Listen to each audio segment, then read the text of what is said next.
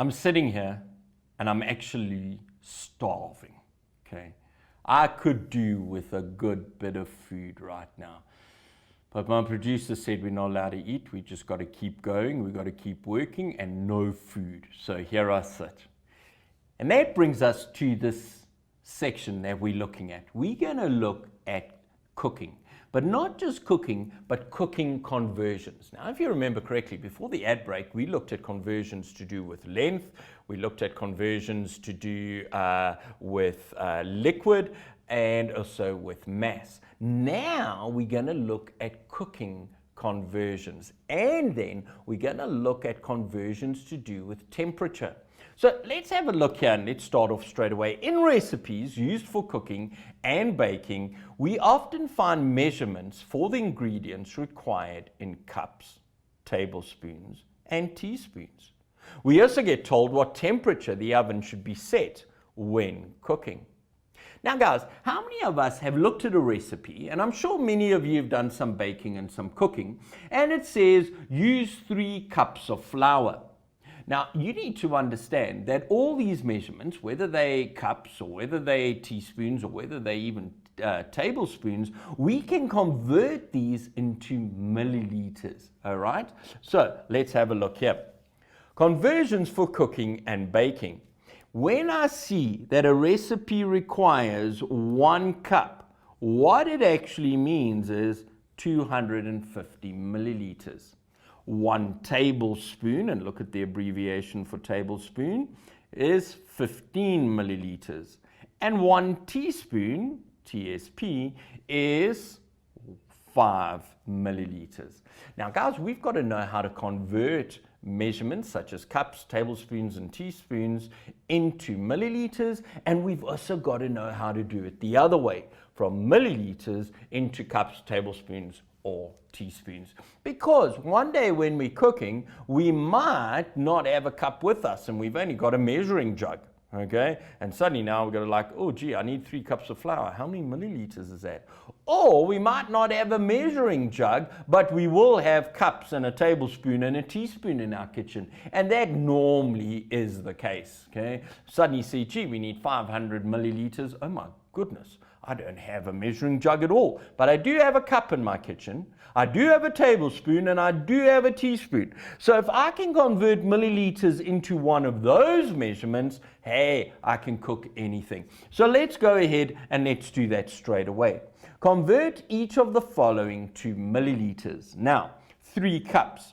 We said a cup is the same as 250 milliliters. So instead of saying 3 times cups, I'm going to say 3 times 250 milliliters.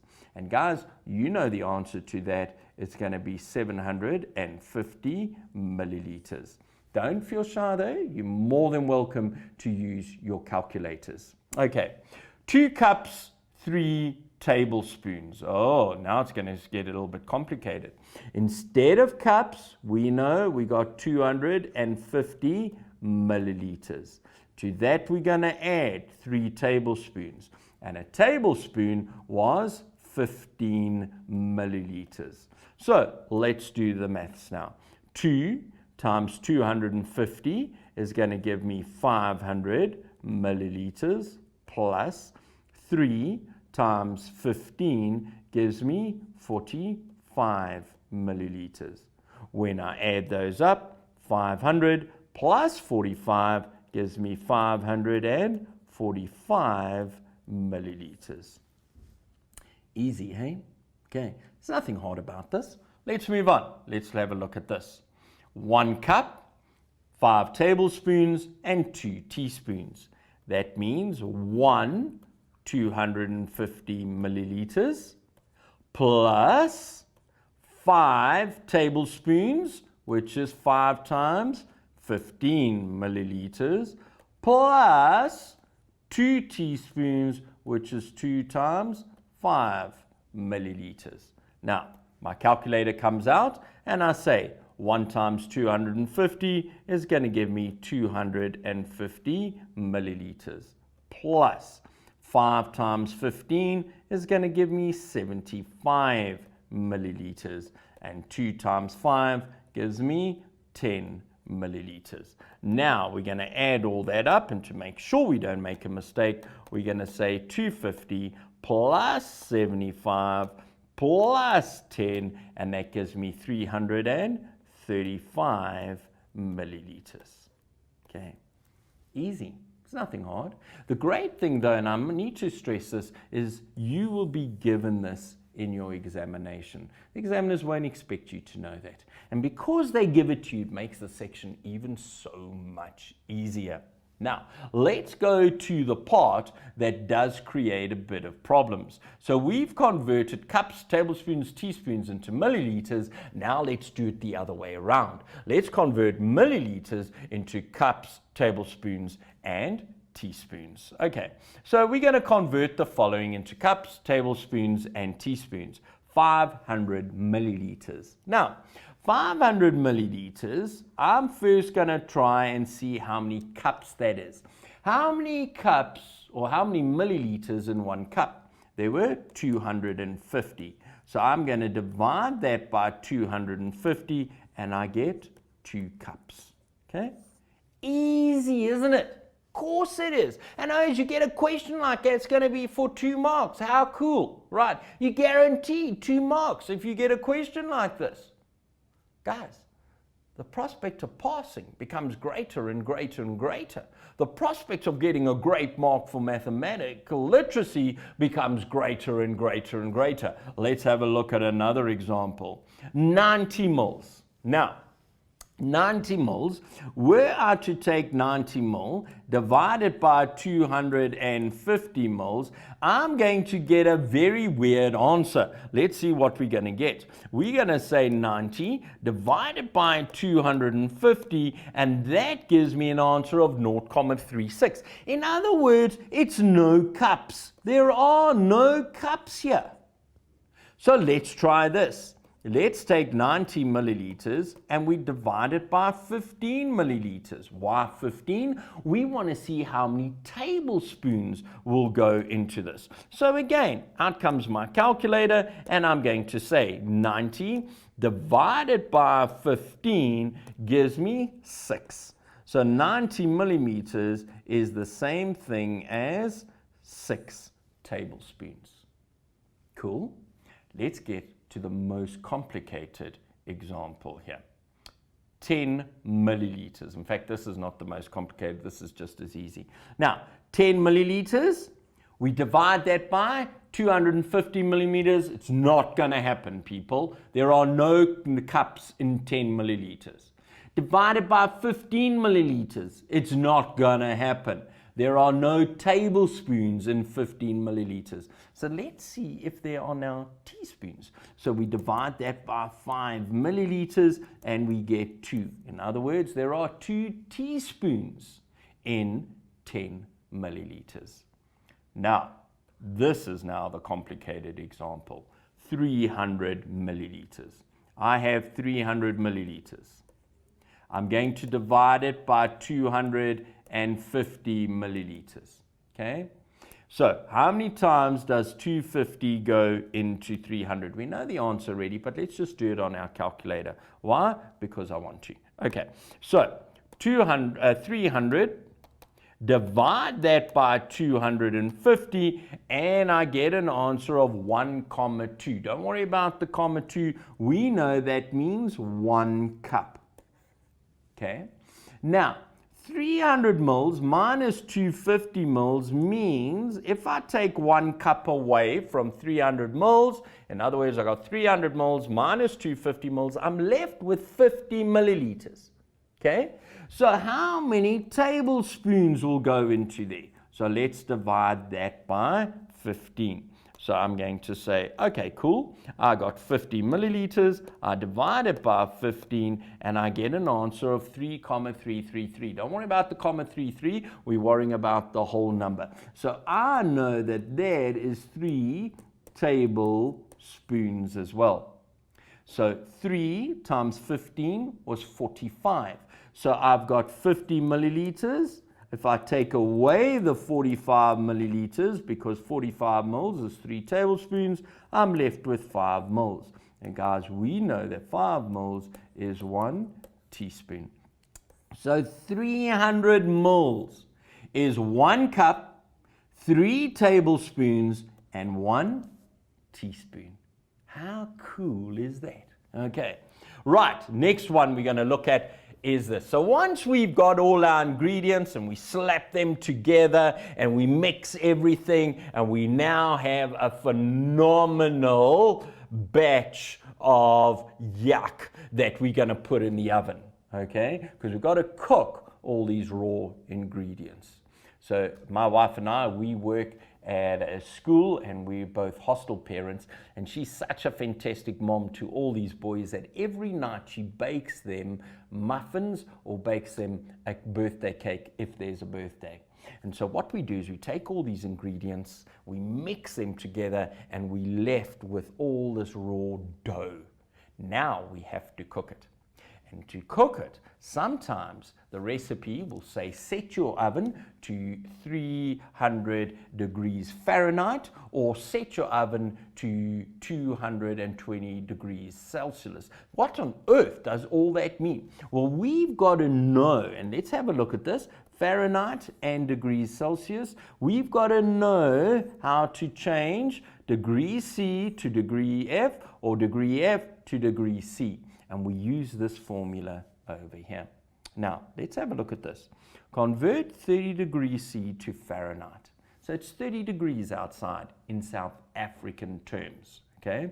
We land up in, or we have a friend who comes from America, and they deal in degree Fahrenheit, and he says, he asks us, what's the temperature outside? And we say, you know what, it's 30 degrees C. And he says, what on earth does that mean? Change it to Fahrenheit for me. Talk my language here, bro. So we're going to say, okay, well, let's talk your language. We know we're dealing with a formula that says degree C times 9/5 plus 32. So 30 degrees C times 9/5 plus 32.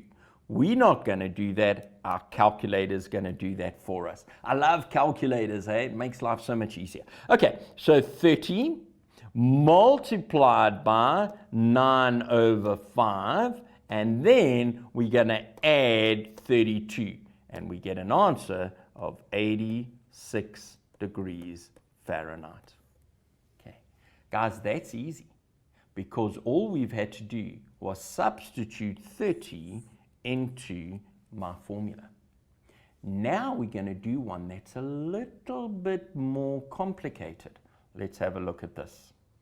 We're now saying convert 100 degrees Fahrenheit to degrees Celsius. And I give you this formula. Degree F, degree C times 9/5 plus 32. We have a problem. When I substitute, I can't put the 100 in here. I've got to put the 100 here. Why? Because it tells me I have 100 degrees Fahrenheit times degree C times 9/5 plus 32. Okay? So let's try and sort this one out now. I have got to get my degree C by itself, right? Because I've got to get it by itself, I want all these numbers, the 9/5 and the 32, to come from the side, and we've got to get rid of it. It's all these numbers have got to disappear. And remember, whenever I have an equation, what I do to one side of the equation, I've got to do to the other side of my equation. So the first thing I'm going to do is going to get rid of that 32. I'm not going to get rid of the 9/5 first. The 32 is furthest away from the C. Let's get rid of that 32 because there's a plus sign here, there's a times sign. Okay, let's get rid of the pluses first. So how do I get rid of 32 this side? I subtract 32 because plus 32 minus 32 is nothing. So I don't have that in my formula at all. So, but what I do to one side, I've got to do to the other. If I subtracted 32, I'm going to subtract 32 here as well. And that leaves me with degree C times 9 over 5. My calculator comes out and I say, right, we've got 100 minus 32 and my answer is 68. So I have 68 is equal to degree C times 9 over 5. Now, folk, if I have something times 9 over 5 and I want to get rid of that 9 over 5, I'm going to divide by 9 over 5. Why? Because times, divide, they're going to cancel each other out. So on this side, all I've got left is my degree C. Okay? But what I did on one side, I've got to do on the other side. So we're going to divide that by 9 over 5. Okay, so let's do that. On my calculator, I'm going to say, cool, I've got 68. I'm going to divide it by 9 over 5. Okay, equals, and I get an answer here of 37,78. 37,78 degrees C. Okay. Guys, just one thing that's come to mind now while I've been doing that. You will notice that I automatically rounded to 2 decimal places. Why did I do that? Because in my question, it did not tell me how many decimal places I had to do my rounding to. But if I look at the front cover of my exam script, the front cover will give me a number of instructions. And one of the instructions given is instruction for rounding. And your instruction will say, where necessary, round to 2 decimal places. Okay, unless otherwise stated or unless appropriate rounding is required. And when we did rounding, we spoke about what appropriate rounding is. So if the question doesn't tell me that I need to round to 2 decimal places, okay, or 1 decimal or 3 decimals, and if my question doesn't require appropriate rounding, then I'm automatically going to round it to 2 decimal places. Folk, I trust this has helped you. I trust you've enjoyed this. Let's just summarize our section very quickly. And in this short segment, we've covered the following. We've discussed the various units of measurement used for baking, and we've converted from one unit of temperature into another. That's it for this segment. Trust you've enjoyed it. Keep working, and remember, practice, practice, practice. And while you're practicing, I think I'm going to go and have some lunch. Chat later.